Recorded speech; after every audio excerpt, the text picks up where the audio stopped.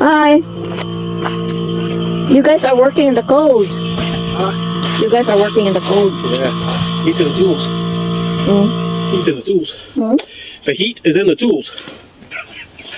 I don't think so.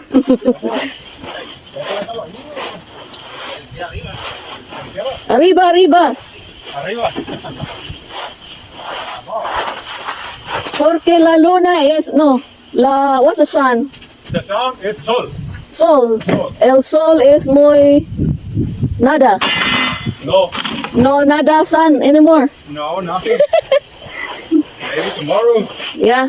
So what will happen if it would rain? It would snow. Oh, it's not going to rain. Huh? It's not. What if it would snow? It's snowing. No, it's not going to snow. No. It's done. So we're okay? Yeah, it's okay. I mean, it could get wet a little bit. You know, I mean, a little bit of water. It's not going to hurt it. You sure? I'm positive. Okay. Because the studs downstairs in the basement is swimming in water. Like, oh shoot, that might get destroyed. Oh, no, it's already almost dried out. Hola, mi amigo. Buenas tardes. Yes. Good morning, good afternoon, good evening, good midnight to all my friends dyan sa malapit at saka sa malayo. Ito po si Marilyn, your friendly Filipina Carpentera dito sa Amerika. At ngayon guys, bumisita kami sa aming bahay na tig 5-5 lang. At guys, tingnan nyo, nag-swimming yung mga studs namin sa tubig. So you know how the studs are wet? Will they be okay? I guess they will rot. Oh, no, it's dry out.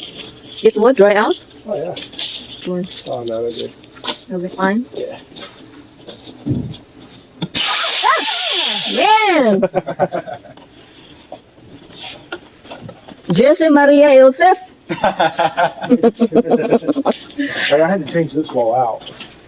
I had a 2x4 wall in there. Yeah. I changed it out to a 2x6 wall. Why?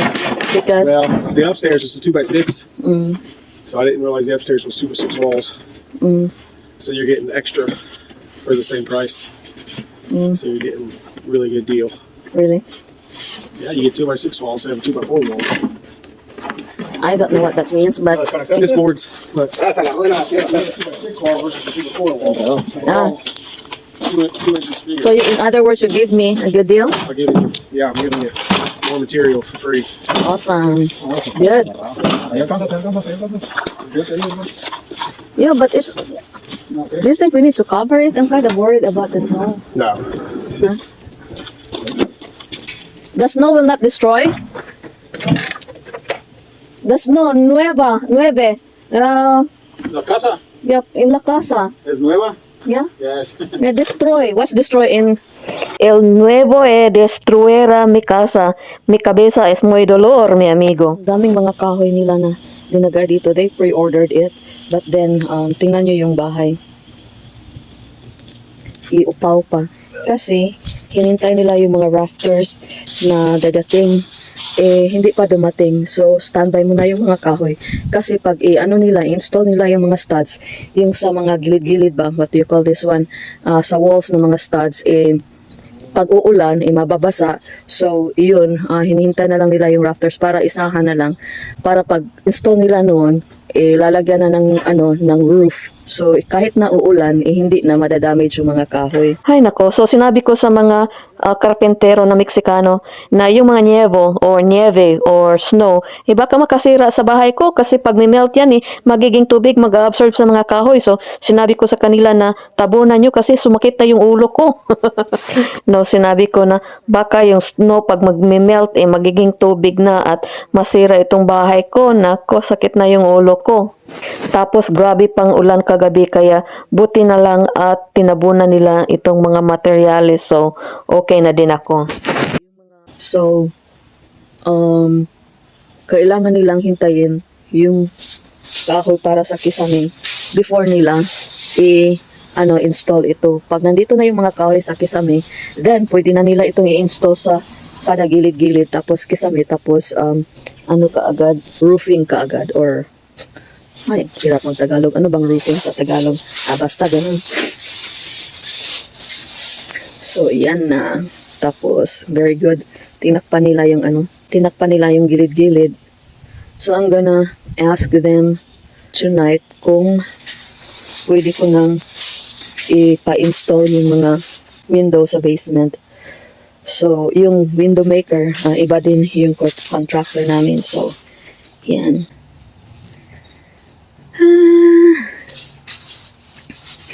Given the circumstance na malamig, maulan, hindi talaga natin ma-control yung takbo ng construction kasi depende kasi yan sa temperature at saka sa maulan or mainit at saka sa availability ng mga materials. Tapos yung isang material ay wala dito, isang klaseng material, tapos maulan, so hindi nila, kung hindi lang sana maulan, may dingding na sana itong bahay na ito. Kaya lang hindi nila ma-install kasi as what I've said, wala pa yung rafters para sa roofing. So, kailangan talaga together, harmonious yung pagdating ng mga materials. Otherwise, it could create a backlog. So, yun. Natutuwa ako kasi gradually linalagyan na nila ng dito. Yung dirt at saka gravel.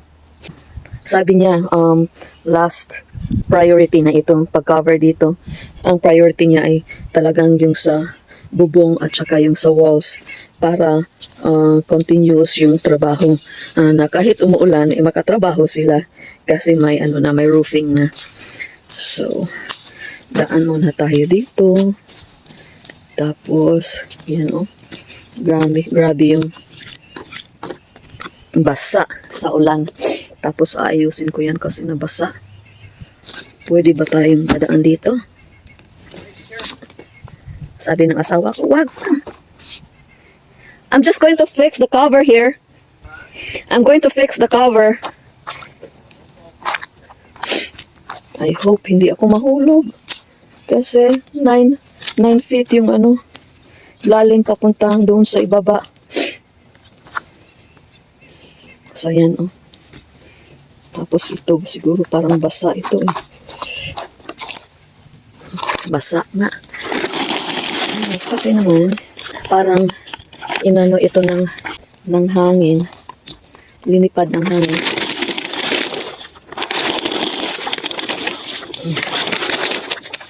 Is it going to rain tonight? Teka lang, ayusin ko lang ito. So ito yung magiging backyard ko. May water doon. What? There's water. Tingnan nyo. May tubig. What? Pero I think ice yan na nagme-melt na. 1 second. There's water there at the creek. There's water at the creek. But I think those are ice that melted. Guys, hindi masyadong klaro pero actually napakataas ng bangin na ito. I'll show you. Ito, pag mahulog ka dito. So, galing dyan sa green na yan, papunta dito, that's probably 20 feet going down there. Tapos, another 20, so, yeah, 40 feet palalim. Ito, so, problema namin is, paano pupunuin yan? Kailangan ng maraming dirt or lupa para mapuno yan. Tapos, ang property namin ay hanggang doon sa creek. Yang may itim na trapal na dyan. Probably about 6 feet further. My deer, guys. 2 deer. Kita nyo? Yan, Dear. How are you, dear? 2 sila. There are 2 deers here.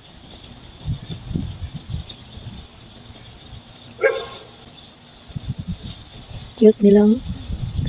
Tapos bawat na maririnig nila ay humihinto sila sa paglalakad. Doggy! Doggy! Okay, 1 second. Na cardinal na bird na nakita ko. Tapos may robin. So in the future, lalagyan ko ito ng ano. Uy, alis na sila, umalis na sila. Bye! Yung isa umalis na.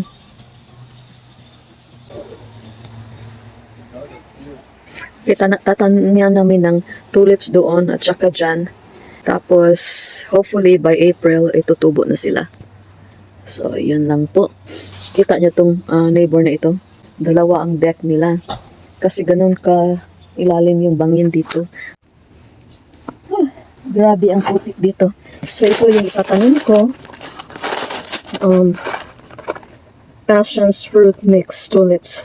So, binili ko ito, I think, November pa, last month pa. Tapos kasi palaging snow, tapos malamig, hindi pwede ito itanim pag napakalamig talaga. So, ngayon, ang temperature is 50 degrees. Umpisa pa lang yan pag nagkakarpentera na ako Hindi, wala nang glamorosong attire. Napakahirap naman ito. Okay, dito ko siya itatanim. So yan, sana sa April tutubo na yung mga tulips ko tapos mamumulaklak na pero I do not know yet kasi first time ko pa itong magtanim. First time kong magtanim nitong mga tulips na ito. So let's just wait and see. Tingnan nyo. Tingnan nyo yung pagmumukha ni Carpentera. Parang yagi talaga, walang makeup, walang ano-ano. Tsaka ganun talaga ang buhay guys. Magpa-arte-arte ka dito sa Amerika, wala kang patutunguhan. Ba't may ichichika ko sa inyo guys? Yan. Yang aso na yan ay nag-aaw-aw talaga.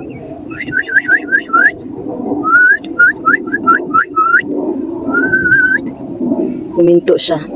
Ang chika ko sa inyo is, remember that time na may naano ako, kaaway ako na surveyor. Hindi naman kaaway, pero parang nag-exchange kami ng reasoning.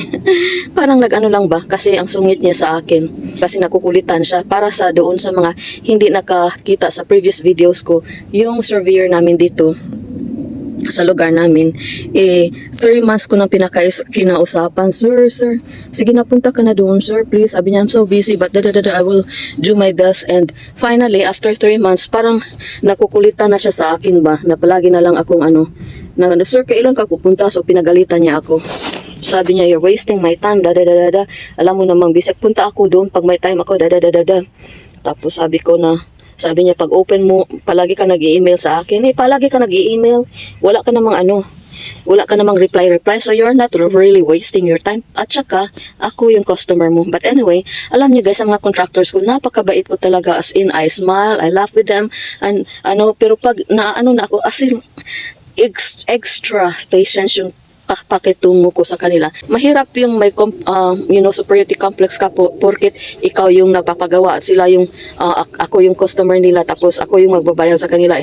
May superiority complex ka na parang sino ka na. As much as possible, I really treat them well, Kahit na nung bago pa ako dito sa Amerika, I really try my best, to be nice. Kahit na nung sa Pilipinas pa ako, basta wag lang akong abusuhin. But anyway, itong guy na ito, yung surveyor, parang nakukulitan siya. So sabi niya, nag-waste daw ako sa time niya sa palagi kong tawag-tawag. Hindi naman niya sinasagot yung tawag.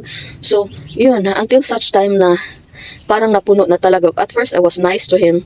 But parang napuno na talaga ko. Sinabihan ko sa kanya, hindi kita i-hire. Sabi ko, para mawala yung stress mo. But anyway, finally he came. Tapos naglagay siya ng mga, mga borders na may pink ribbon. So, habang naglalagay daw siya niya ng mga markers, itong asong ito, nag-aaw-aw sa kanya, tapos parang kakagatin siya. So, ayun, tumawag siya ng pulis, guys. Tapos, pinapulis na yung aso. Tapos, yung aso na yan, may invisible fence yan. Hindi yan makakalabas dyan sa linya nila. Kasi, kaya nga may color, tingnan nyo yung color, yung kulintas niya. If you go here where yung invisible fence nila makukuryente siya ng kaunti kaya kailangan niyang dyan lang talaga siya magsisit down or but anyway pinapulis niya yung aso like oh my gosh. So sinabi ko kanya, don't you know na may may pensa yung aso na yan, hindi mo lang makikita kasi electronic pero may pinsa ang mga aso dito guys. Kita mo mga bahay dito walang like visible fence, walang kahoy na pinsa kasi yung mga pinsa nila is invisible, electronic, kaya Yan, kaya behave yung aso na yan, nag-aaw-aw lang yan. But anyway, so yun, pumunta yung mga police dito at nag-usap-usap sila, nag-usapanay sila ba? Ay, iwan ko, basta kay, I'm just so glad that I'm done with that contractor because he was not so nice. Eh, nung nagkita kami in person dito, eh, look at Tuding! So yun, kasi nag-aaw-aw siya, eh, nag-aaw-aw, tingnan niyo naman yung ano, yung tail niya, alam ba yung tail, yung buntot niya, waggling. So, kahit na nag-aaw-aw siya, eh, hindi yan nangangagat. And especially that Labrador, yung klaseng aso na yan. Labrador are very gentle dogs. They don't bite. But anyway, yan lang po for today. Thank you.